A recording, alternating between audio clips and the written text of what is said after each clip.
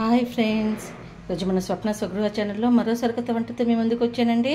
అదే eggless cake అండి.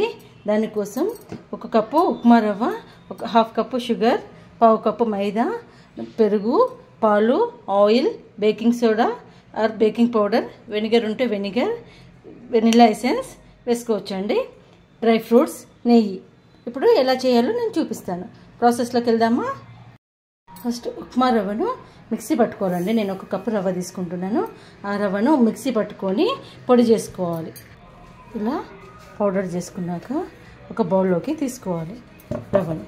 తర్వాత షుగర్ వేసి షుగర్ పౌడర్ చేసుకోవాలి. 1 కప్ రవ్వకి మనం 3/4 కప్పు షుగర్ తీసుకున్నాం.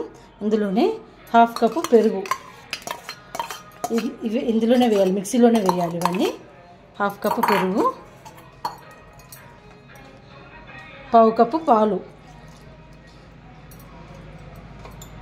ఆయిల్, పావు కప్పు ఆయిల్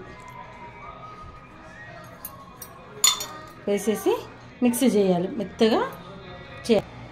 చూడండి, ఇది ఇట్లా మెత్తగా అయిపోయింది, లూజ్గా అయిపోయింది. దీన్ని ఇప్పుడు మనం మిక్సీ పట్టుకున్న సుజీ రవ్వలో వేయాలి. తర్వాత అందులో బేకింగ్ పౌడర్ అండి, half spoon baking powder, half spoon వంట సోడా, 2 కలిపి వేయాలి. తర్వాత మంచిగా కలుపుకోవాలి, పిండి అంతా కలిసేటట్టు కలుపుకోవాలి. ఇప్పుడు ఇందులో పావు కప్పు మైదా పిండి వేసి మంచిగా కలుపుకోవాలి. ఇది మనకు కొంచెం గట్టిగా అనిపించింది అనుకోండి, ఇందులో పాలు వేసుకోవాలి. పిండి అంతా ఈ కన్సిస్టెన్సీ వచ్చేదాకా కలుపుకోవాలండి. మనకు ఇంతకంటే టైట్ అనిపిస్తేనే పాలు వేసుకోవాలి, ఇట్లా ఉంటే సరిపోతుంది. ఇప్పుడు మనం ఇందులో డ్రై ఫ్రూట్స్ వేసుకోవాలి. డ్రై ఫ్రూట్స్ అనేవి పైన టాపింగ్ కోసం వేసుకోవచ్చు, లేదంటే ఇప్పుడు కూడా వేసుకోవచ్చు. ఇప్పుడు ఒక కేక్ మౌల్డ్ తీసుకొని దాంట్లో నెయ్యి రాయాలండి. నెయ్యి కానీ బటర్ కానీ ఆయిల్ కానీ రాసుకోవచ్చు. నేను నెయ్యి రాస్తున్నాను. నెయ్యి రాసి దానిపై నుంచి మైదా పిండి చల్లాలి. ఇలా నెయ్యి రాసి పెట్టుకున్న వాటిలో కొంచెం డస్టింగ్ కోసం మైదా పిండి అండి, ఇది మైదా పిండి చల్లి కొంచెం ఈవెన్గా స్ప్రెడ్ చేయాలి. అప్పుడు కేక్ అయిన వెంటనే ఇట్లా ఈజీగా వచ్చేస్తుంది మైదా పిండి వేయడం వల్ల. తర్వాత మనం కలిపి పెట్టుకున్న ఈ బ్యాటర్ని ఇందులో వేసేయాలి. నా దగ్గర కేక్ మౌల్డ్ ఉందండి, నేను అందులోనే వేస్తున్నాను. ఇలా వేసి దాని మీద టాపింగ్ కోసం డ్రై ఫ్రూట్స్ వేసేసి, ఇవి చిన్నవి కప్ కేక్స్ అండి, ఇవి కూడా హాఫ్ స్పూన్ వేసేసి దీనిపైన పెట్టేస్తే మనకు వీటితోన్నట్టుగా తయారైపోతాయి. తర్వాత ఒకసారి ఇలా అంటే మొత్తం ఎయిర్ బబుల్స్ అన్నీ ఫిలప్ అయిపోతాయి. తర్వాత స్టవ్ ఆన్ చేసి మీడియం ఫ్లేమ్లో, ఇది ఫస్ట్ ఇసుక వేసి పెట్టే బౌల్ అండి. నా దగ్గర ఉన్న కేక్ మౌల్డ్కి ఇలా వచ్చింది.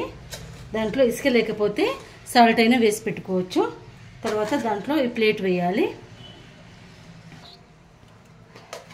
ఇట్లా ప్లేట్ వేసేసి ఈ బౌల్ని ఇందులో పెట్టాలి.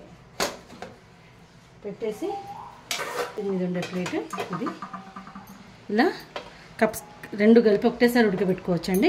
కప్ కేక్స్ దీని మీద పెట్టేసి స్టీమ్ చేసుకోవచ్చు. ఇట్లాంటి కేక్ మౌల్డ్ లేని వాళ్ళు కుక్కర్లో కూడా చేసుకోవచ్చు అండి. కుక్కర్లో పెట్టేసి ఉప్పు వేసి కింద బౌల్ పెట్టేసి కుక్కర్ విజిల్ పెట్టకుండా ఉట్టి మూత పెట్టేసి పెట్టుకోవచ్చు. తర్వాత మూత పెడితే 40 నుంచి 45 మినిట్స్ లోపల మనకు కేక్ అనేది రెడీ అయిపోతుంది. చూడండి, 45 మినిట్స్ తర్వాత మన కేక్ అనేది ఇలా రెడీ అయిపోయింది. ఇవి కప్ కేక్స్ అండి. కప్ కేక్స్ ఇగో చూడండి, ఇలా చాకు పెడితే ఇలా అంటుకోవద్దు చాక్కి, అప్పుడు రెడీ అయిపోయినట్టు అర్థం.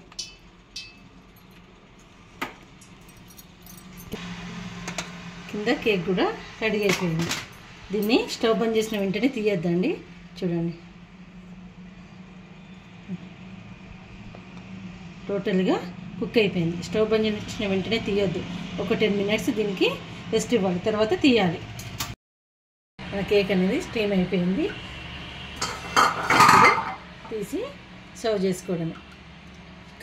కప్ కేక్స్ కూడా చాలా చక్కగా వచ్చాయి.